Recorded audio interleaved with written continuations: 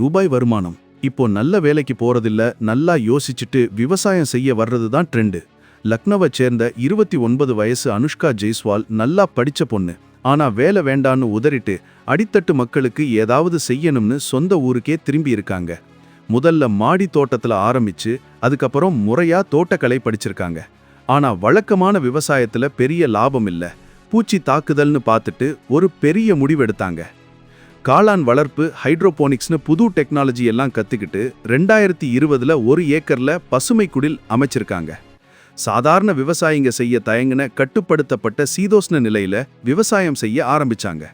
முதல் அறுவடையில 51 டன் வெள்ளரிக்காய், அதுக்கப்புறம் சிவப்பு மஞ்சள் குடை மிளகாய் போட்டு 1 ஏக்கர்ல 35 டன் மிளகாய் விளைவிச்சாங்க. கிலோ 80 ரூபாய்க்கு வித்தப்போ வருஷத்துக்கு 200 டன் மிளகாய் விளைவிக்கிறாங்க. இப்போ 5 ஏக்கரை குத்தகைக்கு எடுத்து கீரை, முட்டைக்கோஸ்னு விதவிதமான காய்கறிகள் ஒரு நர்சரின்னு பிசினஸை பெருக்கியிருக்காங்க. இடைத்தரகர்கள் இல்லாம பிக் பாஸ்கெட் மாதிரி ஆன்லைன் கம்பெனிக்கு டைரக்டா வித்து இன்னைக்கு வருஷத்துக்கு 1 கோடி ரூபாய் வருமானம் ஈட்டுறாங்க. ஆண்கள் மட்டுமே இருந்த அந்த ஏரியாவில் இவங்களோட மிளகாயை இப்போ மேடம் தோட்டத்து குடை மிளகாய்னு சொல்றாங்களாம். ஒரு 24 வயசு பொண்ணு படிப்பை தூக்கி போட்டுட்டு ரிஸ்க் எடுத்து தொழில்நுட்பத்தை பயன்படுத்தி விவசாயத்துல சாதிச்சிருக்காங்கன்னா அது ஒரு பெரிய இன்ஸ்பிரேஷன். மாடி தோட்டம் வச்சிருக்கவங்க இனி இதை பெருசாக்கலாம்னு ஒரு ஐடியாவும் கொடுத்துருக்காங்க.